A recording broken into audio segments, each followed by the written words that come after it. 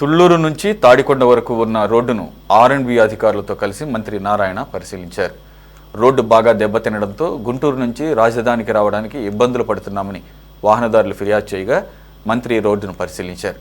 రాజధానిలో జోరుగా పనులు సాగుతుండడంతో భారీ వాహనాల వల్ల రోడ్డు దెబ్బతింటుందని, తాడికొండ నుంచి రాయపూడి వరకు ఉన్న రోడ్డు చాలా అధ్వాన్నంగా ఉందన్నారు. వచ్చే 6 నెలల్లోగా రోడ్డు నిర్మాణం పూర్తి చేస్తామని ఈ సందర్భంగా మంత్రి తెలిపారు.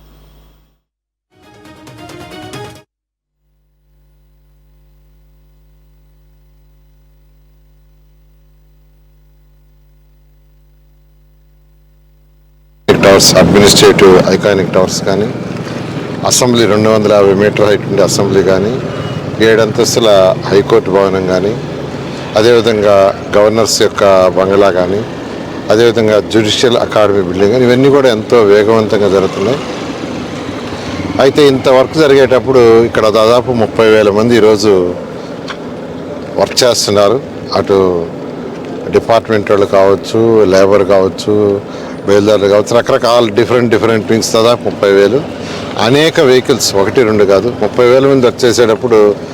ఎందుకంటే మేజర్గా వర్క్ అనేది ఇక్కడ ట్రంక్ రోడ్స్, లేఅవుట్స్ ఉన్నప్పుడు ఎక్కువగా గ్రావెల్ కావచ్చు, డిఫరెంట్ సాయిల్స్ని తీసుకురావటం. దానివల్ల ఏంటంటే కొన్ని రోడ్లు యాక్చువల్గా డ్యామేజ్ అయినాయి.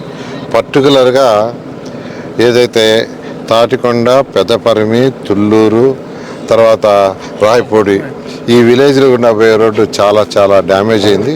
దాన్ని యాక్చువల్గా లోకల్గా ఉన్న ప్రజాప్రతినిధులు అడగటం, దాని మీద యాక్చువల్గా టెండర్ పిలిచారు ఆర్ఎండ్బి వాళ్ళు యాక్చువల్గా ఆ వర్క్ టేకప్ చేయడానికి.